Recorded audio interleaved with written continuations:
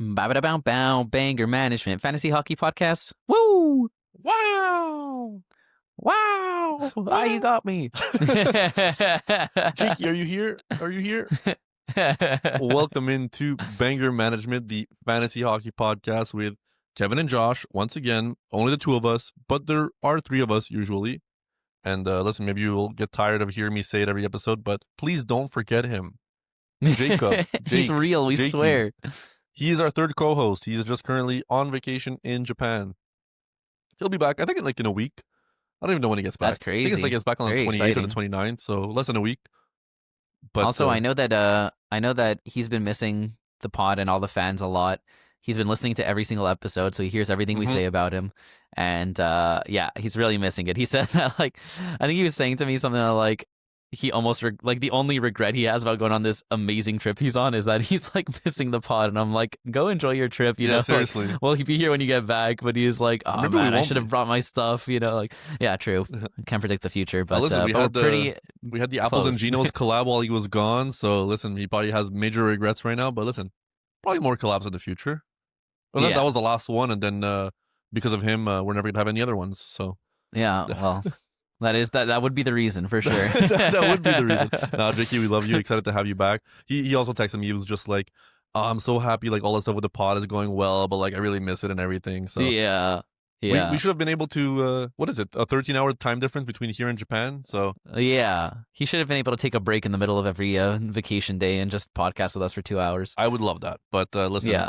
I guess he's not committed to the bit. No, I'm kidding. Yeah. I would not expect that from anybody. But No. welcome in. This week we're doing our hot topics and mailbag. So we got a lot of questions, I think, this week in the Discord and everywhere else. And some pretty hot topics to talk about. So listen, before we get right into it, a little spiel. Guys, follow us on social media. Like, rate, subscribe on YouTube. If you're already watching the videos, really appreciate it. Honestly, the like to views ratio has been really good. So people are liking the content, and we really appreciate it. Actually means a lot. And also, I love the comments. If anyone leaves any comments, I'm looking at every video, reading the comments. It just I don't know, it's fun. It's fun seeing some engagement. I know we have we are getting a lot of engagement on the Discord, which is obviously the best place to be, not to get ahead of ourselves on the spiel. But it's cool just seeing a little bit all over the place, you know. So it's definitely, tell us just what you're thinking, you know. And how's people your day have been going? really nice on the YouTube comments, on our episodes. People are listening, being love the content and really excited, and they're asking us trade questions and stuff. And honestly, it's really cool seeing everybody be so happy about it. Maybe that's why I like the comments so much. Everyone's just being real positive. And, or those good negative vibes only. comments. If you're listening to this and you're not happy, leave a negative comment, please. But still, Kevin got we mentioned a few times. Kevin got really into it on TikTok with some people criticizing him, but he was also saying that it was brutal and he was getting frustrated, but also it was our most popular post just because of all the comments and engagement it was getting. So I guess it goes both ways. No publicity is bad publicity, but if you're gonna comment, it would be nicer if it's a positive one for sure. Or just a healthy debate, not being you guys suck, you don't know what you're talking about. Tristan Jarry is the GOAT. And then me being well, he's old and injured and really expensive. And they're doesn't matter. Oh my God. I was gonna use a bad word, but really bad. Yeah, we got to get past this one. Either way, that TikTok is now at 10K views or something, which is pretty lit. But yeah, it's cool. Either way, if you're not already in the Discord, join the Discord. And listen, if you're listening to this on Spotify, Apple, wherever else, iHeartRadio, Dailymotion, whatever it is, drop us a follow. Dailymotion, is that still a thing? I remember used to watch videos on Dailymotion. I mean, yeah, that rings a bell to me. I don't know if you get podcasts there, but no, there was no podcast there, but maybe now. I don't know. But yeah, drop us a follow, rate us 5 stars if you like what you hear. Honestly, really appreciate it. And in every episode, we run a poll in the Spotify comments, so check it out. Give us your answer, and let's get into some hot topics. Start us off, Josh. All right, I tried to keep these topics extra sizzly just for you, Kevin. So really let's see what you think. Starting off, we've got a man who is the best player in the NHL. JBITBPIT NHL, as I like to say. Whoa. Jesper Bratt of the New Jersey Devils. I mean the Bratt Pack. I know we highlighted him, I think, 2-3 weeks ago as a buy low, but his name just keeps popping up, so it has to be one of our hot topics. Obviously, it's not a good vibes right now with all the Bratt owners. They're I saw someone ask if he can drop Bratt. I saw, do I sell him for peanuts? Is he just People cooked? are not happy. Yeah. So caveat with all that discussion is his best friend Jack Hughes just returned. So a lot of people maybe are more optimistic now, which they should be. Honestly, I think he was, even without Hughes returning so soon, he should be turning around his play. With Hughes, it's even more of a no-brainer. But yeah, Kevin, as the resident Jesper Bratt owner in our league, how are you feeling? I bought low on him. It feels like 2 months ago at this point. I think it was more like a month and a half ago. But I'm really happy I have Jesper Bratt on my team. If I don't have him on my team, I've been trying to acquire him in most leagues. I just think that this guy's, he's going to get over a point per game. It feels like it's an absolute, like, that's the floor. It feels like. If you're on YouTube, I'm doing the floor motion. But yeah, and then with New Jersey getting healthy again, Timo Meier is back. Jack Hughes is back. And Dougie Hamilton is still on PP2, thank God. F my life. Yeah, Josh has Dougie Hamilton. But alas, I think a lot of better days are ahead for New Jersey and Jesper Bratt himself. And I'm still trying to acquire. Like, people were trying to drop him. People were like, who can I trade him away for? I'm like, if I have Jesper Bratt, I'm not trading him away right now. I want to keep him. If you're trading him, you're trading him at low value. Keep him. I think he's going to bounce back. I wish anyone but Kevin had him in our league, because I'd be sending I would have been sending nonstop offers for the past month and a half. 100%. Yeah. I would have, like, he's a point per game guy who could get like 0.4 power play points. And I have no doubt in my mind he's going to go back to that rest of the season. So his value is so low right now that buy. Exactly. Like NSYNC would say. Bye. Yeah, exactly. All right. Let's go on to this next one. Next one, we've got Robert Thomas of the St. Louis Blues. This is kind of like the opposite story, where he was so bad for so long, but now he's starting to wake up a bit. St. Louis still sucks, but he's been on a really good stretch. And in the past, he's been an over point per game guy who doesn't really get peripherals, but still, points-wise, they've been there. So what are you thinking, Kevin? Do you think the tides have turned for Robert Thomas in St. Louis? Is it just a flash in the pan, and you should use this to get him off your team? What kind of vibe are you going with this? I would use this to get him off my team. I feel like I don't want to hold these St. Louis players for an extended period of time, especially given the playoff schedule. Like, they have, I think, 9 games total, but they got a 2-game week in the quarters. So any 2-game week in the playoffs is not something that I want to hold for. And listen, Robert Thomas has the reputation of not only being an exceptional drummer, but also he's a drummer, right? Yeah, I think so. I don't know. Jakey's the resident Matchbox Hopefully funny Jakey guy. was here. He'd be able to give us some insight into some music stuff. But yeah, for fantasy, this guy I feel like is the end goal of what Dylan Strome type of archetype is. Exactly. Where it's just like the final evolution. The final evolution of Dylan Strome is Robert Thomas, where it's like he's not going to get you any shots, hits, or blocks. He'll get you double-digit face-off wins, and he'll get you. I mean, last season he was at like 1.16 points per game in that realm, which is exceptional. It's insane, and you want that guy on your roster. But this year, like, the St. Louis Blues are not the same as last year. I think his ceiling this year is a point per game, and that's like a very generous ceiling, I think. Yeah. Over the last 2 weeks, he's shooting at 2.5, 2.7, which is like unheard of for Robert Thomas, and he's getting close to a point per game average. I'm using this opportunity and I'm selling him because I would like a guy that's more well-rounded. Is it a hot take to say I'd rather Josh Norris? Yeah, it is. It's a hot take. I think that, Do you see it in the realm of possibilities that Josh Norris is better rest of the season, if healthy? Josh Norris is on a better power play. I'll let you put that out there. Like, Josh I wouldn't Norris be surprised hits. if Norris has more points in power play points than Robert Thomas rest of the season. You'd be surprised? No, I wouldn't be surprised. Okay. I think that's it's definitely a possibility. I do think that, like, I'm a Josh Norris believer too, but I feel like I have to kind of be the voice of reason because he's on your team, so you get kind of caught up in the hype. Yeah, exactly. So I think like meeting in the middle is a good spot. So no, I definitely think Thomas is better than Norris, but I don't think that I want Thomas on my team either. So 2 things to note. One, obviously, is the playoff schedule is really bad. Yep. And this is less of a note, but more of a question, which I fully agree, by the way. But for our viewers out there, what makes a guy like Robert Thomas, who's been over a point per game most years in the past, right? Yep. We're like, oh, he's showing a flash in the pan, sell him. Versus a guy like Jesper Bratt, who's been over a point per game in the past, and he hasn't turned it on yet, and we're like, no, we want to buy him. To explain to the viewers kind of our viewpoint and how we get to that kind of conclusion. Well, to me, it's also the team that they're on. Like, New Jersey is a title contender, and he's surrounded by elite talent. And I'm not worried about Jesper Bratt's production because we've seen it in the recent past how good that team is, his production, and the power play for the New Jersey is elite. Robert Thomas is also like feel like the Blues went on an insane stretch to end the year last year, but he's not playing. Like I feel like all the guys that he's been playing with have just been the same guys, but like older. It's like the Buchnevich and whatever. Like, yeah, they have Jake Neighbors who's more young, but he's not like a superstar talent. They got the Dylan Holloways who's now hurt and did not make the league that we expected this season. All the Blues, the situation of the team, like they're not a playoff title contender. They're a team that's hopeful to make the playoffs, but it's looking unlikely at this point. And the players like this, when they're not surrounded by elite talent, it's harder to reach the ceilings that you've reached in the past. So that's why I'd be trying to trade him. Yeah, fully agree. And also throw in the fact that Bratt actually can get some hits and shots here and there, whereas Thomas just does no back cats other than face-off wins. So when he's not getting those points, it's even worse. But Would you rather Thomas or Dylan Strome, who his deployment has now been fluctuating and has been in a rough stretch? And we highlighted him as a buy low, still believe that, but it might be a longer-term buy low than what Robert Thomas is doing right now. That's tough because Washington should have a better power play than St. Louis. Back at them just pretty much identical. Obviously, St. Louis has the worst playoff schedule, but Thomas has been a better player.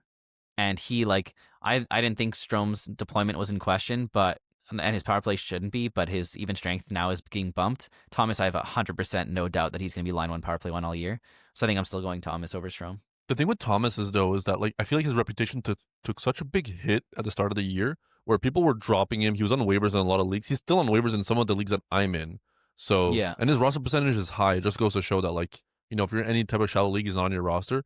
Right now, he's playing insane, so, like, he should be rostered. But if you can flip him for, like, William Nylander, who we highlighted as a buy low, who, you know, Toronto looks like they're heading towards some kinds of changes, whether it's people getting traded or a coaching change. If you can trade him for, like, a Sebastian Aho, I would love that as well. I think that's a great target right now. That's a really good one. Yeah. Another center who's been underperforming. So that's if you can do that flip, I would flip him for Bo Horvat. Yeah, I think for Bo sure. Horvat has a super high shot floor, and he's been hurt. So, and he already was, like, you know, downgrading in value even before the injury. So yeah, no, I like all these targets. Let's move on to the next hot topic. We've got this one we've mentioned a bunch of times, so we'll kind of like go quickly on it. But we've got Tyler Bertuzzi / Spencer Knight / the Chicago Blackhawks minus Bedard and Nazar, or more mainly just minus Bedard. I think we'll just zoom through it, but pretty much, yes, Bertuzzi is droppable. Try to trade him first. If you can't, then I'm fully comfortable dropping him. Spencer Knight obviously is not droppable, but like he was a sell high for the entire season. We've talked about him for so long, and now what we all expected happened. Obviously, it got accentuated with the Bedard injury, but you know, this is still, like, you're not going to sell him now because he's lowest, but maybe when Bedard's like on the verge of coming back, you can try and sell him on the Bedard hype, being like, look, they'll go back to how he was at the start of the season because Bedard's coming back. So that's kind of my thoughts on Chicago as a whole. Just not too interested. We covered this on our last episode as well. Like in the news, we talked about Nazar being hurt, and we covered that. So if you didn't listen to the last episode, please go listen to that. We do shed some insight there, but yeah, on Bertuzzi, I feel like we highlighted him as a sell high, and it was like a get him off your roster ASAP because the window was closing. The Bedard injury even accelerated that, and now it feels like the window is closed. If you're still holding the bag on these guys, it's an unfortunate situation. I would say, like, yeah, if you need a spot, you can. Bertuzzi is cuttable. That does not mean that there's not better days ahead when Bedard comes back. But right now, like, he's just it feels like just a zero on your roster. And Spencer Knight is the type of goalie that he's getting so much volume that you can't really cut him. But if there's an alternative on your waivers, like, would you cut Spencer Knight to pick up like Wallstead? Well, yeah, for sure. For sure, right? Yeah. Who's another goalie that could be picked up that's off? Like, would you pick up Vladar? You'd pick up Vladar? Yeah, I really like what Vladar's been doing. Mm-hmm. Okay, what about like Jet Greaves? That's tough because Columbus is in such a bad spot right now but that I think I'd rather have Knight. And they're making moves to get better. Yeah, I'd still hold Knight over Greaves right now. Okay. Yeah, I mean, listen, he's just like a low end starter right now. He completely his tier of value has been taking a hit. I just really hope that our viewers sold high on him because it was such a clear sell high, and at the time, like, we were recommending guys like the top of the top guys, and it could have happened. So hope so, but anyways, it's too late now. So let's move on to the next one. Matthew Tkachuk. He is on the verge of returning.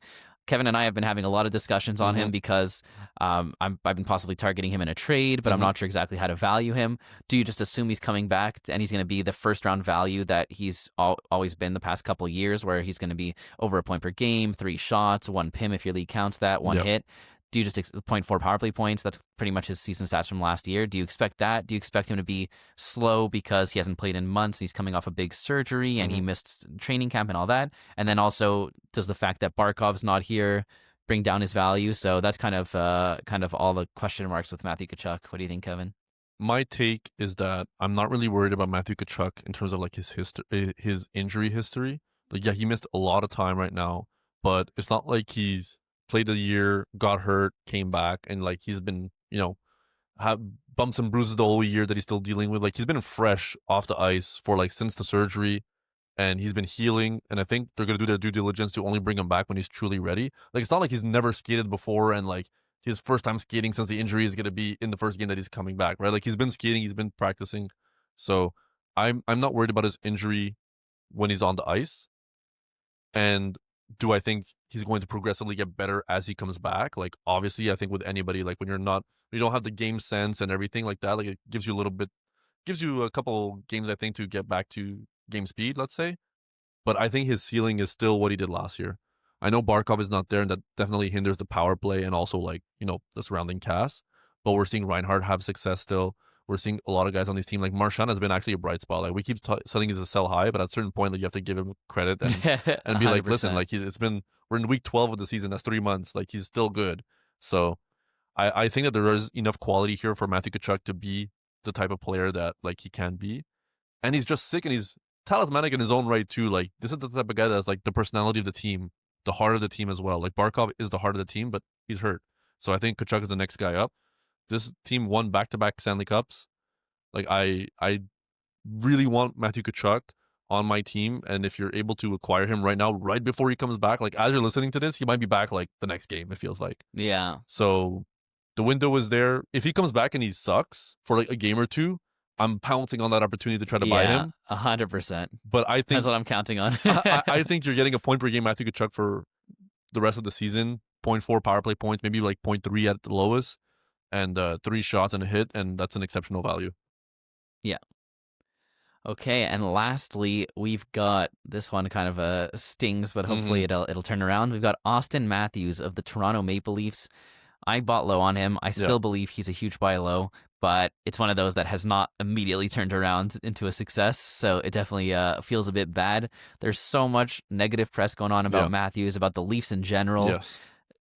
One thing that gives me hope is that the Leafs are too big of a market and too big of a team to let themselves do what they're doing for the rest of the season. They either have to commit to the tank and start selling pieces, they're not gonna or they have, and I don't think they're going to do that when you have guys like Matthews, Nylander, Tavares. Like, it just doesn't make sense.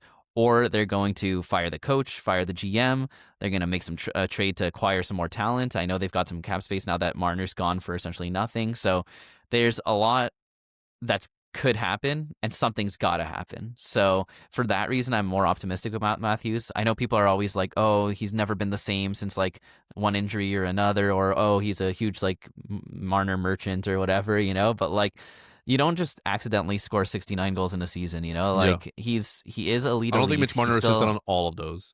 No, he's still elite shots, elite face-off wins, elite blocks from a play forward. So obviously if your league counts that's an extra bonus.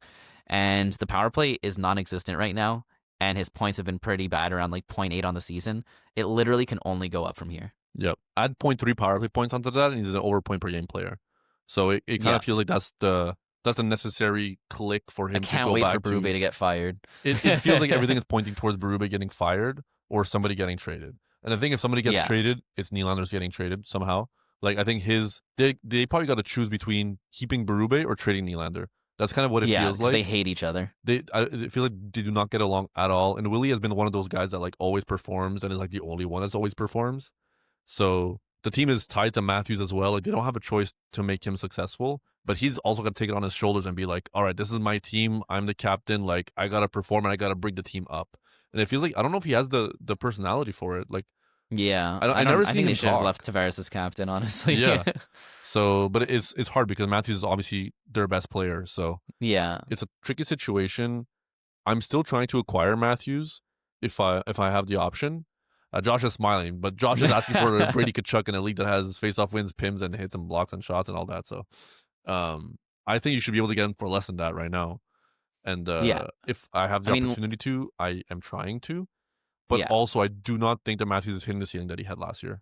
I think we have a big enough sample size this year to know that, there's enough asterisks around the situation that the negative sentiment is warranted. That doesn't mean that he can't be elite in his own right. So I want to acquire, and if the owner is struggling and at the bottom of the standings, you probably have a good opportunity to. But I think a lot can change. Like, we're talking about it right now, trying to, guess how the situation goes. If the coach gets fired and they bring in like a Pete DeBoer, like, I'd be happy with that. And I think all boats go up. Yeah. If Nylander gets traded, it's really bad. Yeah. So I just feel like it's tough. I really think the coach is getting fired, and I foresee a explosion of offense coming when that happens. I think Matthews, Nylander, Nyes, Tavares, like, I really think that it's going to be huge, and if they trade, now's your opportunity. If they trade Nylander, it can go two ways. You can either do like get a Marty Natchez type of player, where you're upgrading to another elite talent, or you go like the Stankoven route where, Carolina kind of like had to get Rantanen off their team and they didn't get any stud back, but yeah, it just doesn't make sense. Like, Nylander's not asking to be traded. It's not the same, and they're not in a contract dispute. He's locked down. Like, there's no reason. Like, why would you ever choose Berube over Nylander? I don't know. There's no way. But look, crazier things have happened. I just don't see it. Yeah. Okay, let's dive into our mailbag questions for this week. Let's just get right into it. Sedated Sleeper on Reddit asked, who is the Habs starting goalie rest of season? He actually asked this a few weeks ago. Yeah. And I feel like the answer changes every time, but we'll give our best shot again. He said, surely it can't be Monty with him being sent to the AHL. Surely, Kevin, what do you think? We can all be wrong about this because it feels like no matter what we say, the Habs will do something else. But Jacob Fowler just got a shutout, and he's scheduled to play. Before you're listening to this, he's already played the game that he scheduled. So I still have to give it to Monty because I'm just going by like process of elimination. Like, if Fowler is on the roster, he's not going to be the starter. Like, if Fowler is in the NHL, he's going to be the starter. But Monty in the AHL is not going to be there forever. So when Monty comes back up, the only one that can be sent down is Fowler. So if it's Monty and Dobesh, it's going to be Monty. And if it's Fowler and Dobesh, it's going to be Fowler. So Dobesh gets like the lower end of the stick the whole time. And I don't see Monty being in the AHL the whole season. So it kind of just feels like it's just like is there a world where it's Monty and Fowler and they duke it out? That probably feels like the least likely scenario, so it's going to happen type of thing. Yeah. So no, but I love how you put it. It is, they're not keeping Fowler in the NHL unless he's playing games. He is the actual future in terms of goaltending for the Habs right now, and so all they care about is him getting game action. So it's exactly like you said. If he's in the NHL, he's the starter. If he's in the AHL, then I agree, Monty has the edge over Dobish for sure, because neither of them has been good enough to outdo the other, and Monty is the starter going into the season. And yeah, I think that with how it works, like AHL and stuff, they don't want to lose anyone to like waivers, right, of these three goalies. And so the only one I think who could get sent down without getting potentially claimed is Fowler. And so I think that either Fowler ends up in the AHL or there's going to be a trade. And that's kind of, I was going to say, we keep seeing that Monty is, in the AHL, but he's going to come back. Like, they're saying that it's not permanent. And the fact that he got sent down just shows like how bad the quality of play has been. But Monty has the contract. We've seen have the talent and the performance to back up like him being the starter for this team. I just don't see a world where long term he doesn't end up having the chance and taking it again. But is there a world where Fowler just ends up being really sick and able to run with this? Like, yes.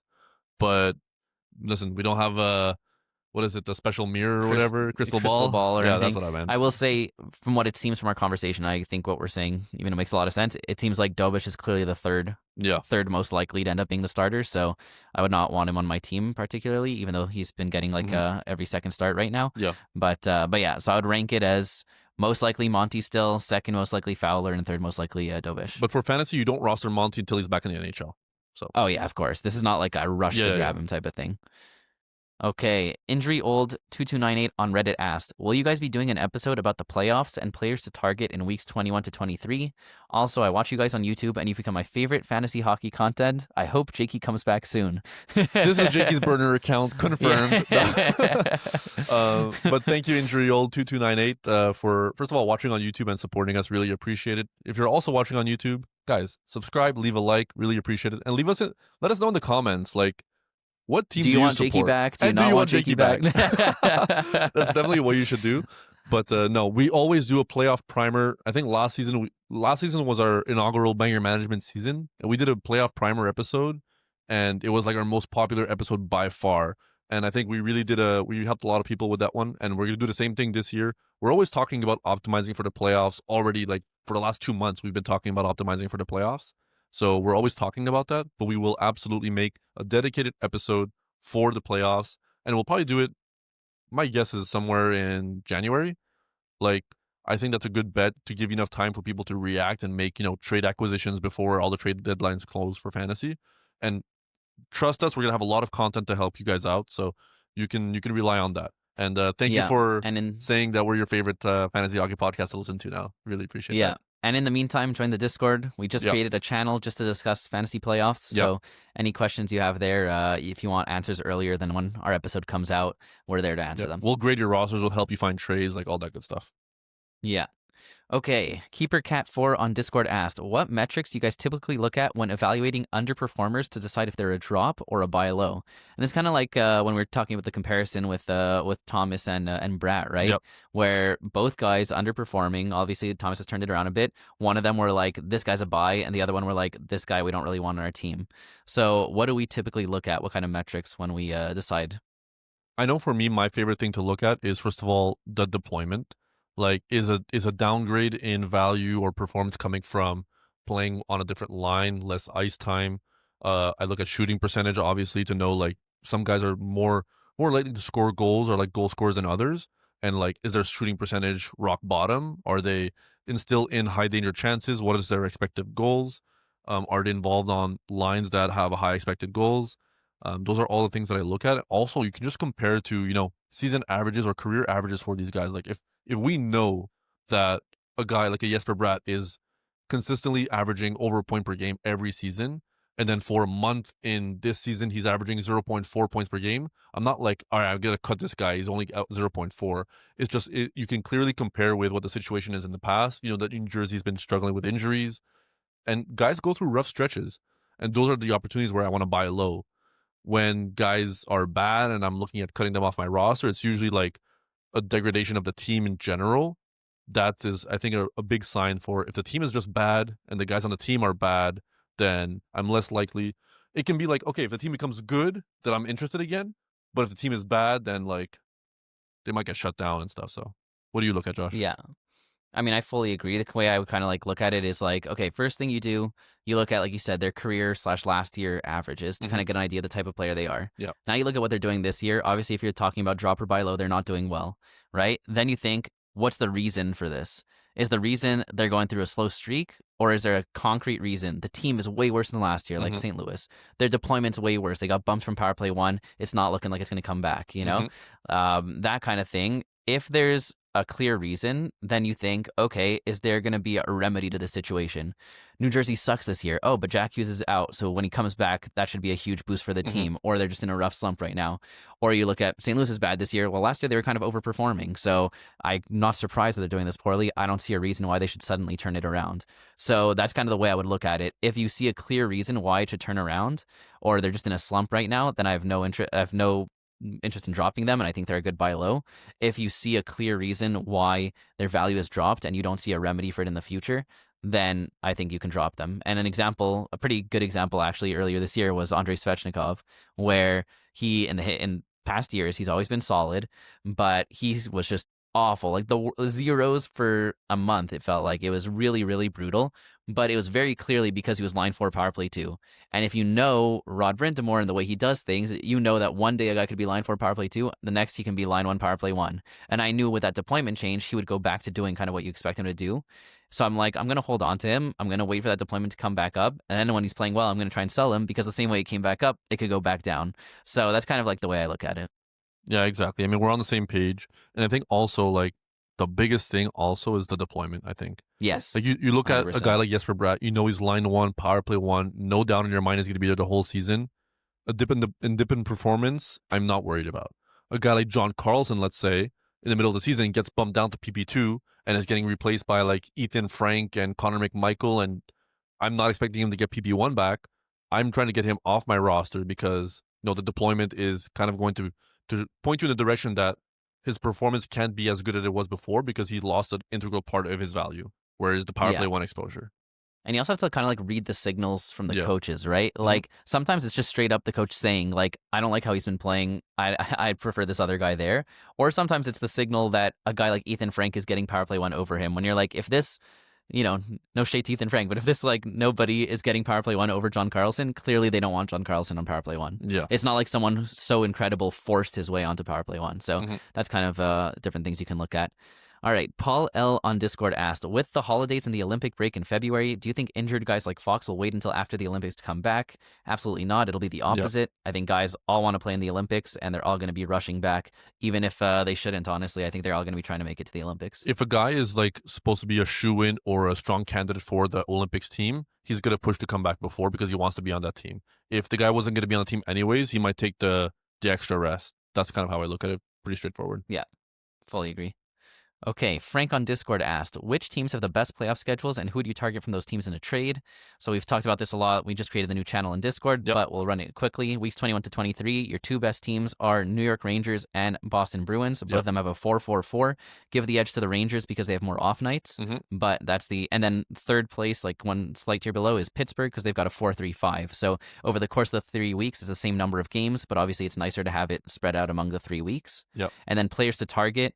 We mentioned JT Miller and Adam Fox, both injured guys on the Rangers who you can buy low on. Honestly, most of the Rangers are probably buy lows because of how poorly they've been doing. So I would take Miller, I would take Fox, I would take Zibanejad, Trocheck, Panarin. I mean, Panarin's not really a buy low, but if you can get him in a trade. So that's pretty much the power play one unit from the Rangers. Will Cooley also if your league has hits. The biggest targets though is Fox and JT right now. Given they're injured, I think it gives you an opportunity that is not always there to be able to acquire these guys and stash them for the playoffs. Absolutely. And then in terms of Boston, you've got, again, their power play one unit. You've got Pasta, McAvoy, Geeky, Elias Lindholm, and Pavel Zacha. I think that in a lot of leagues, Zacha's like kind of like streamer level, I'm not dying to get him, but you could probably get him for free. Elias Lindholm's playing really hot right now. I wouldn't try to buy him at this current pace. Pasta, you got to trade a first rounder to get him, but if you can make a lateral trade where you're trading like, I don't know, if you have like Draisaitl Kaprizov's a better example. If you have Kaprizov and you could do like a 1-for-1 for Pasta or like a pretty lateral move where you're just gaining one extra game in all those weeks, I like that. So that's a way to attain him. Morgan Geeky's just been playing out of his mind to the point where I honestly kind of don't want to touch him in a trade because he's so hot. High. Yeah. He's still and then Charlie McAvoy is a pretty solid buy low. I mean, he just came back from that injury and he hasn't lit it up yet, so I like that as a target as well. I think McAvoy is the most acquirable guy on Boston in terms of like who I would want for their playoff run. He's the guy that I think is the closest entry point into adding the value of the elite playoff schedule. Yeah. If you want a banger for the playoffs, Zadorov is also solid. And then for Pittsburgh, I'm kind of more wary because you just don't know which of those pieces are still going to be on the team come playoff time, because if they don't make the playoffs, they could be selling. So like you look at like a Rickard Rakell, a Brian Rust, like both those guys could be off the team by the time it comes. So you don't want to plan around that too much, even an Erik Karlsson. So, Crosby would be the only guy, but again, that's you got to pay a high price to get that. Yeah. And the worst playoff schedules, like the ones that are worth highlighting, I think Utah is the worst one because they have 4 games in the quarters, 3 games in the semis, then 2 games in the finals. There's only 2 teams that have 2 games in the finals. It's Utah and Nashville. So already those are teams that they do have guys that are really good on their rosters and that will bring you value in your fantasy teams. That come the championship, like, do you want a Dylan Gunther on your roster that only has 2 games? You're going to end up probably having, like, can Dylan Gunther in 2 games match, the best waiver guy who has 4 games? I don't know. I'd probably take the quantity there. So these are guys that, like, right now I'm thinking about. I'm trying to get them off my roster if possible, even if it's a lateral move, just to get the better exposure come to playoff time. And also, I think St. Louis. I was going to say St. Louis is a 2-3-4. So obviously, like, if you can get out of the quarterfinals pretty comfortably, then it's a nice schedule. But just any 2-game week along those span of 3 weeks is not someone you're too interested in. Yep. All right. And we will have the playoff primer episode, so stay tuned for that. We'll try to get that out for you guys, and we'll cover like everything: trade targets, guys to trade away, how to build your rosters and everything. Like we'll it's really it's a really good episode, and it's just too early to do it. It's not too early to be thinking about that stuff, but it's too early for us to do that because a lot of things change between now and then. But we're always answering questions. But we're still always happy to answer questions about it. All right, Gnome on Discord asked, "What's something you'd change in fantasy hockey to make it more accessible to a wider audience?" Oh, that's a good question. Hmm. I don't know. That's a thinker. I think to make it more accessible to a wider audience is just the game of hockey in general. I I think was gonna say, hockey is the least popular, I think, fantasy sport out there. Like, it's way more fun than basketball, in my opinion. It's kind of similar to baseball in that like there's a lot of day to day activities to do. Football is obviously the juggernaut, where it's just like I feel like the sport was made for fantasy, where everything is on one day. Sunday, you get to watch football the whole day and enjoy your fantasy team. But to make it better for a wider audience, I think the game has to grow and people need to be involved in the personalities as well. If people know the players, then I think they're more invested in fantasy to be with those players. But a lot of people in the Discord actually is like it's their first time playing fantasy hockey. So I think the game is growing. It's just like at what pace compared to other sports. yeah, I fully agree with that. I think it's a lot about growing the game of hockey itself and the NHL as a league. I think a lot of the stuff the NHL does is not the best in terms of marketing themselves. So I Yeah. think they make it impossible to watch the games by having blackouts and making you need different subscription services. I think they're afraid of scheduling their games properly because they're Yeah. too scared of the other big leagues. So they'll avoid, Sunday games because that's when football is on, and they'll avoid, if it's like NBA playoffs, they'll, move around games. So I think they're kind of like a little chicken about their scheduling. And yeah, the marketing, the personalities, I think they're getting better at that. I'm seeing more and more like interviews with the players where Hmm. they're showing some more personality and like different like commercials where the players get to, be a little funny and stuff. So Yeah. I think it's growing. It's about growing hockey and NHL, and then that'll trickle down to fantasy. Yeah. And I think it sucks because I think bangers categories leagues are the best and most fun leagues to play in when you actually are familiar with the sport. But I think the barrier to entry is difficult for leagues like that because it's not intuitive compared to other fantasy sports where it's just like your guys score points and that's it. So I think a Yeah. default points league that's revolves around the main offensive categories is very fun, and I think having that be popularized is good to get people into the sport of fantasy Yeah. hockey. But then when you tier up to like the bangers category leagues, I think that's where the most fun is had. So Yeah. And Yahoo should get rid of plus minus from their default leagues. yes, That would help please. too. Okay. Joshua Fearon on Discord asked, what would be the biggest mindset shift if you've only ever played points leagues but want to play in a banger management hosted Cats League next year? So the biggest mindset shift from a points league to a Cats League. Okay, so it's funny because for me, I went straight into the cats leagues. I got thrown to the ocean, to the wolves, and had to survive. And the first year was rough. If you don't do any research, like I remember my first year doing fantasy hockey, I didn't do any research. I just kind of went with the flow. I was focusing on fantasy football, and then near the end of it, I kind of got the hang of it and being like, oh, this is actually really fun. I want to put more time into this. And then now it's my favorite thing in the whole world. So the biggest mindset shift I think is to view, especially in cats leagues, to view players. It's kind of like a Moneyball approach on like the averages and the aggregate is so important that I think it really helps visualize players in terms of like their wide ranging value, because a guy that like touches multiple categories could be more valuable than a guy that's really good at one single category type of thing. And I Yeah. like having guys that are really well balanced and will help me across the board. Yeah, so I would say one of the things I really like about a Cats League versus a Points League is I think there's a lot more strategy involved. In a Points League, it's Absolutely. just get the guy who's going to get you the most points, but everything has a point value and it kind of gets jumbled together, Yeah. right? So it's not like, it doesn't matter where your points are coming from, you just need the most points. Hmm. A Cats League, you need the different categories. So I like that it adds a lot of strategy. I actually, my first year I did a Points League, and then I joined this league with Jakey and Kevin. So I did come from a Points League to a Cats League. And since I knew that I was kind of new to it, my view as a rookie in this type of thing was I'm still just going to target guys who are the best, like, goal scorers, assist guys, like points guys, especially because I saw that in our league of like record, we have goals, assists, points, power play points, and shots on goal. So the way I saw it was if I target guys who get a lot of power play goals, that every time someone scores a power play goal, that's 4 cats, right? That's a goal, a point, a power play point, and a shot. So I'm like, I'm going to target guys who are really good at that thing because it covers the most Hmm. categories. And then I'll kind of adjust from there. So that's how I went into the draft. And then it's really easy, not really easy, but it's much easier to pick up guys who are good at like hits and blocks on the waiver wire than pick up a guy who's going to be a point per game or get you power play points. So that's kind of one way to look at it. As you get more experience, then you can start making more of those judgment calls like, oh, this guy's going to get like 0.1 fewer points, but he's going to get an extra 2 hits. Like it's a no-brainer to go with the hits guy, you know? So like that comes with more experience. And then on a week-to-week basis, it's about, for your streamer, it's not just about picking up the guy who's going to score the most points. If you're projected to get like 10 more goals and assists than your opponent, but you're like down by like 5 face-off wins, you know, it's better to pick up a random third-line center who's going to get you some face-off wins than a guy who's on line 1, power play 1, and can get you like 2 assists that week. So that's kind of stuff that I would look at, but that's kind of how my shift was from points to cats. I will also say, like, get obsessed with replacement value. I think if you're in the Discord, which I know you are, you always see us ask about what's the replacement value. Like, okay, if you do this trade, like who's the best guy you can pick up off waivers? Yeah. Because if you're selling, like, let's say 2 guys that are a point per game each for a guy that has 1.5 points per game, you're like, okay, like I'm taking a loss at points, but when you think about it, you're losing 0.5 points and you're opening up a roster spot. So who's the guy that you're going to pick up that's going to make up that gap? Is it like a William Eklund who's going to average like 0.75 points per game? And that way you're making up the difference and then some, and you probably consolidated into a guy that like is way more valuable, only holds 1 spot, and it gives you the luxury of on a weekly basis streaming for hits or blocks or points or shots, depending on what you need. The extra flexibility is huge. So I think that's a really good mindset to have as well when you're playing in category leagues. Yeah, exactly.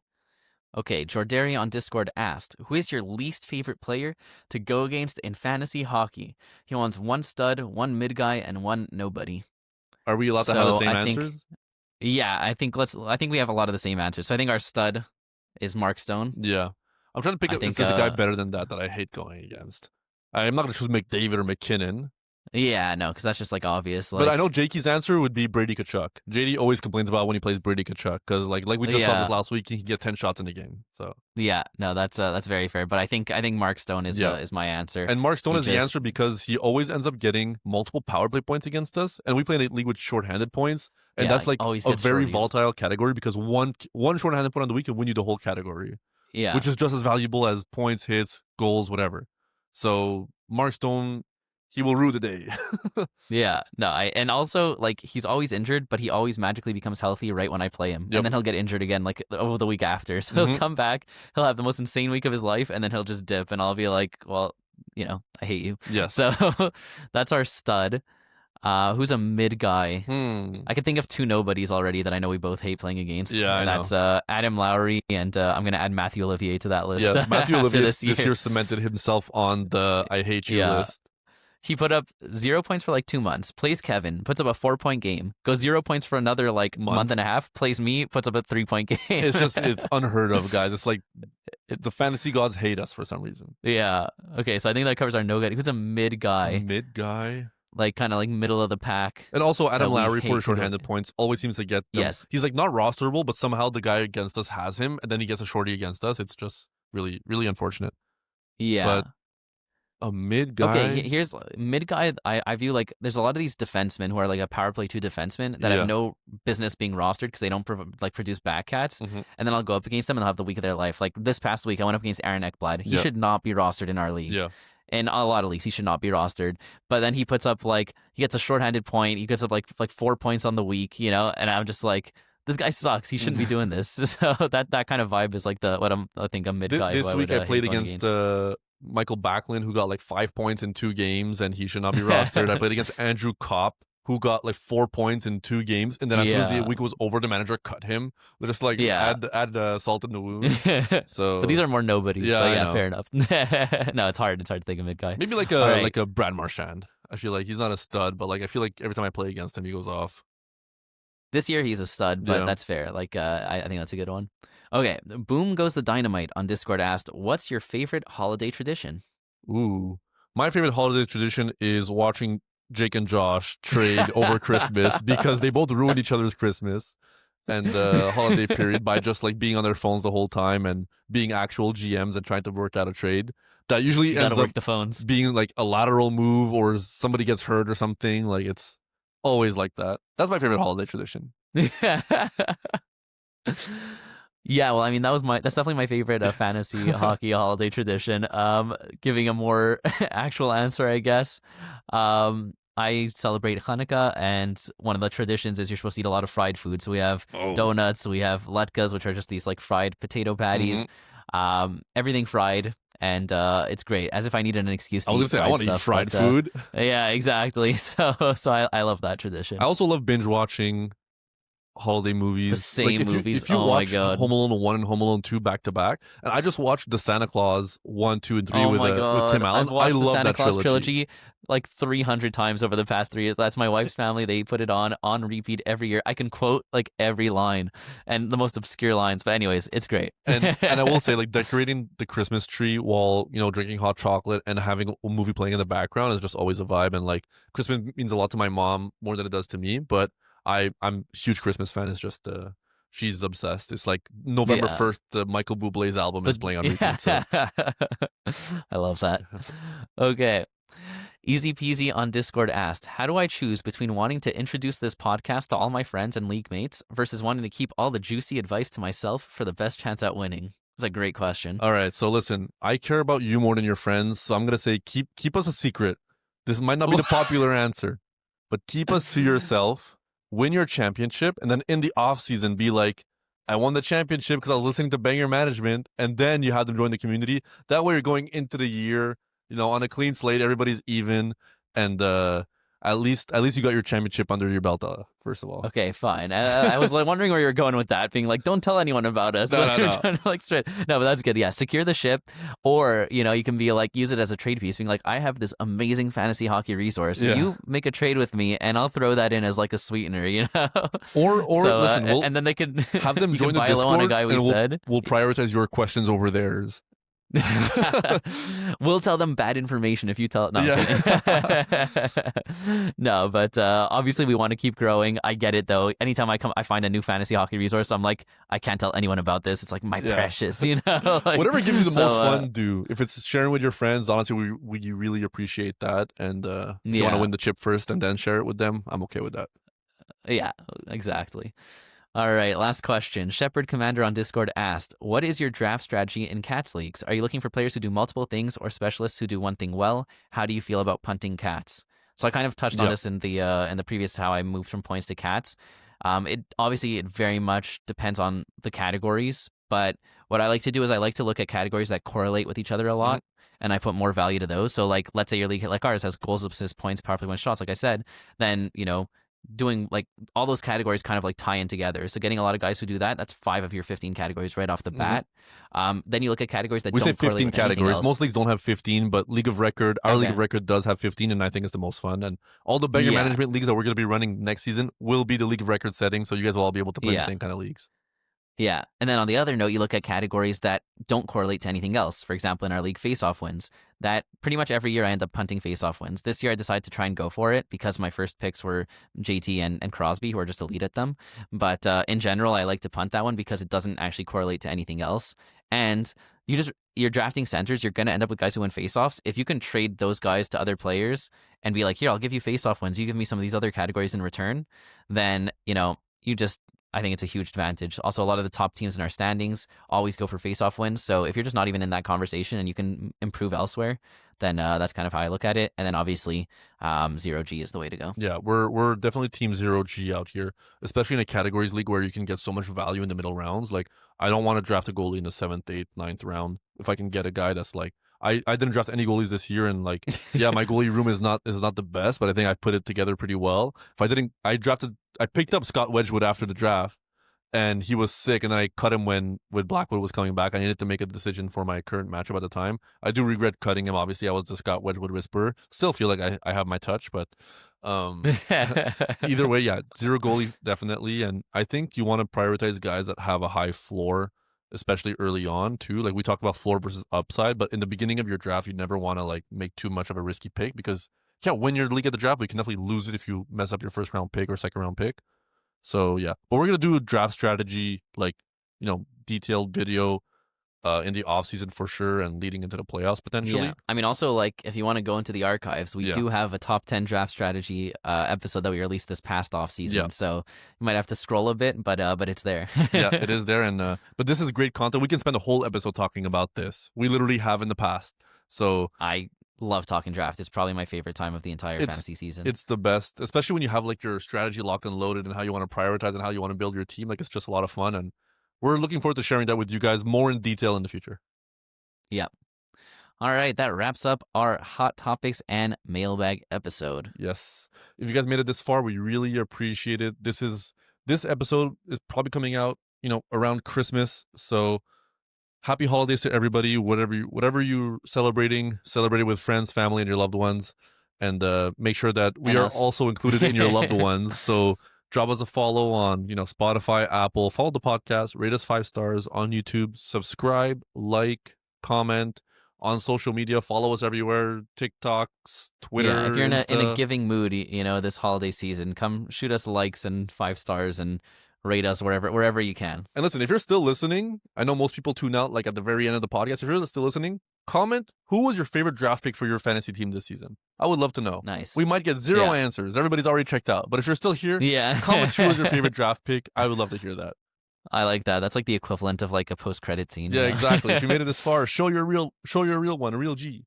Yeah, exactly. But all right, on that note, take it away, Erne. Bow banger management fantasy hockey podcast. Woo! Woo! And Japanese woo. Yeah, Japanese woo for our third host that is real. And we'll be back in a week. Crazy. Jakey, that is his name. Do not forget him.